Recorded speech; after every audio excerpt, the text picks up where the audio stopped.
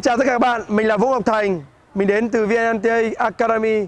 Và ngày hôm nay mình có mặt trên sân tennis của VNTA để chia sẻ cho các bạn một cái vấn đề liên quan đến cách xử lý bóng cồng cao bên trái hiệu quả. Và đương nhiên đây là một chủ đề hot mà rất nhiều anh em muốn tôi chia sẻ. Bởi lý do đó là rất nhiều người có những định nghĩa là bóng cồng cao bên trái thường sẽ bị chết. Và ngày hôm nay thật sự tôi muốn chia sẻ cho các bạn 3 cái tình huống xử lý bóng. Một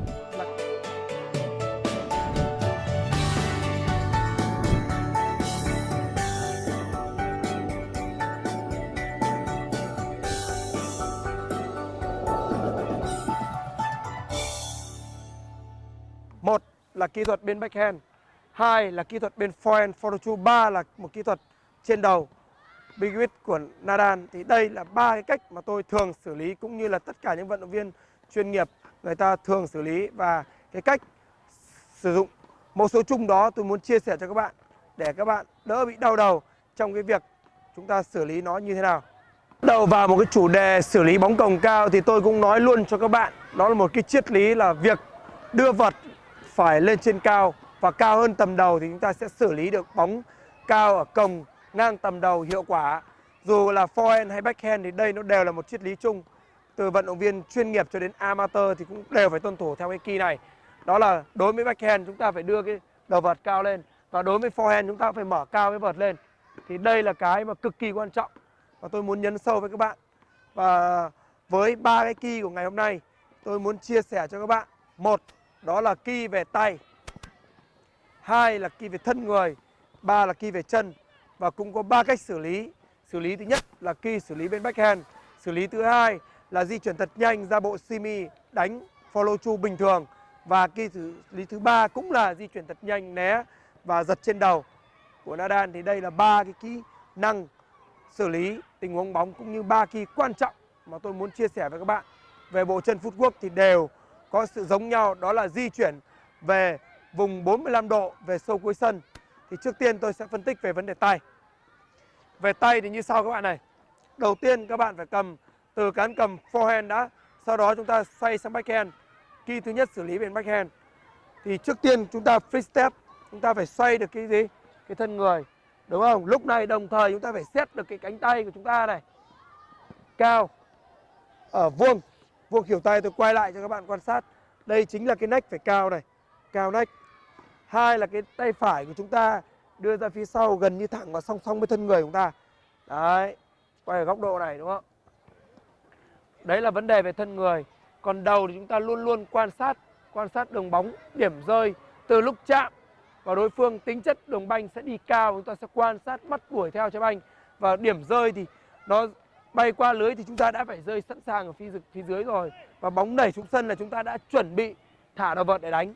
Thì đây là cái mà sự chuẩn bị sớm nó rất là quan trọng cho tất cả những người xử lý những tình huống bóng đó. Và free step sau rồi này. Đấy là vấn đề tay. Vấn đề về thân người. Thân người thì chúng ta phải xoay nghiêng 45 độ. Lúc nào cũng nghiêng 45 độ. Đó. Và đầu chúng ta quan sát, bởi vì đầu sẽ liên quan đến thân, đúng không? Thân người sẽ thẳng. Còn trọng tâm chúng ta hơi trùng vào đầu gối rộng. Còn chân thì như thế nào? Chân thì đương nhiên chúng ta sẽ free step. Nhiều người sai sau này, chân trái vẫn giữ cố định, chân phải chúng ta xoáy. Còn vấn đề quan trọng là chúng ta phải mở được chân. Khi mở được chân rồi chúng ta sẽ di chuyển này, di chuyển ngang. Đối với tình huống bóng nó có sự rót dầu cồng cao. Còn nếu mà nó lại vừa top spin vừa có lực thì chúng ta phải sử dụng một hình thức bước chéo và di ngang. Thì đấy là cái cách thức di chuyển. Vậy thì mỗi một kỹ thuật thì nó đều tuân thủ qua 3 giai đoạn. Giai đoạn thứ nhất là quá trình di chuyển ra đánh bóng. Giai đoạn thứ hai là đánh bóng, và giai đoạn thứ ba là di chuyển ra về khi đánh bóng xong. Thì 3 cái quá trình này nó sẽ giúp cho chúng ta xử lý bóng hiệu quả. Vừa rồi là chúng ta con đường đi tìm để đánh bóng.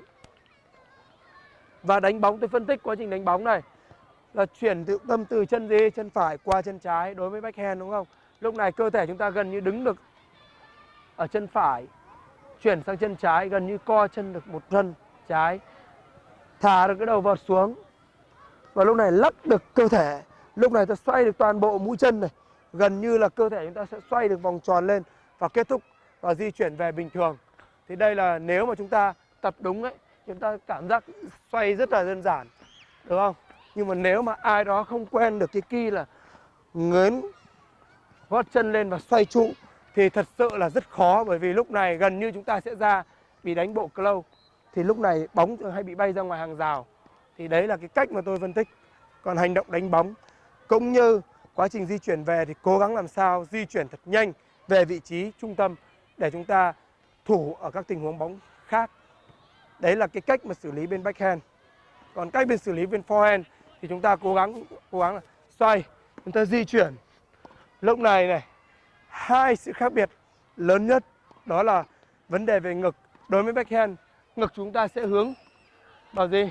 Vào tâm sân. Còn đối với lại bên forehand thì lúc này chúng ta sẽ xoay, ngực chúng ta sẽ hướng ở bên ngoài tâm sân. Nhưng khi chúng ta mở ra thì chúng ta sẽ xoay, chúng ta đánh. Đây là một key quan trọng là ra bộ simi và mở cao chúng ta đánh bình thường. Thì đây là một hình thức đánh bên forehand.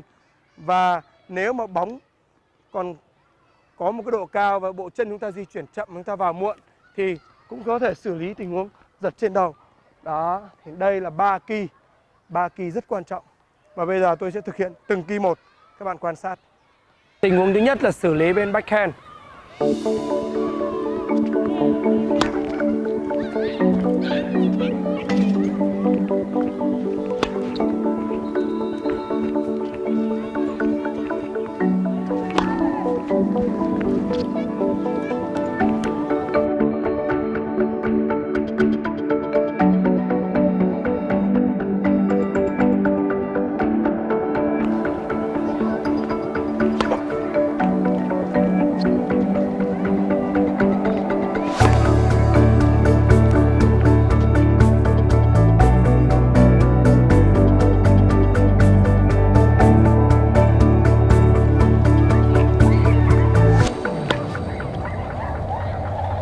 Tiếp theo một key nữa đó là chúng ta sẽ sử dụng bộ chân footwork, di chuyển còng cao sâu để đánh forehand nhưng lại là di chuyển sang bên trái, thì cách thức di chuyển của chúng ta sẽ mở cái chân trái sang nhiều hơn.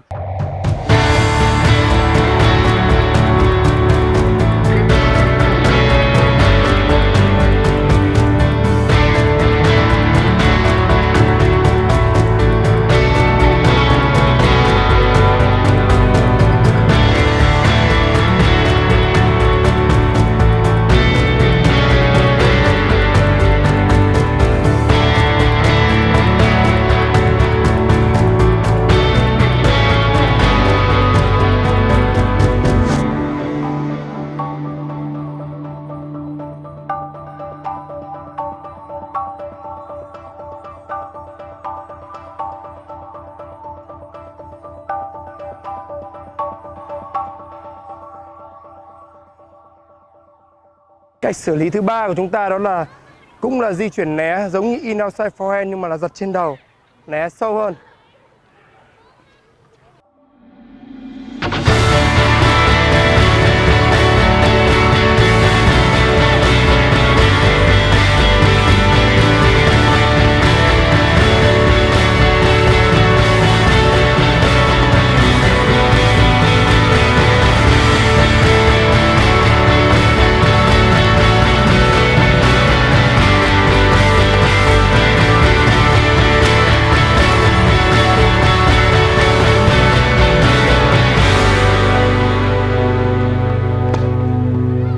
Vậy là mọi vấn đề đều có cách giải quyết, đúng không ạ? Và đương nhiên trong cái clip này tôi muốn nhấn sâu cho các bạn 3 key: tay, thân người, chân, cách thức di chuyển ra để thực hiện đánh bóng. Đánh bóng xong rồi ra về vị trí trung tâm là như thế nào.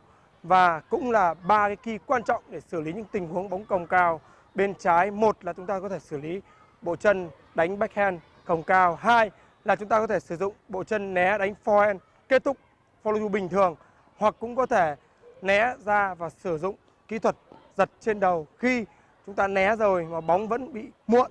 Thì đấy là 3 tình huống cộng với 3 kỹ năng chân, thân và tay giúp cho các bạn xử lý được một tình huống bóng còng cao bên trái hiệu quả. Và ngày hôm nay tôi xin phép được dừng cái clip tại đây. Rất là mong muốn các bạn hãy ủng hộ, like, comment, subscribe kênh của VNTA để ngày càng VNTA được lan tỏa đến tất cả mọi người đam mê tennis giống như VNTA. Xin chào và hẹn gặp lại các bạn ở những vlog tiếp theo. Xin chào và hẹn gặp lại.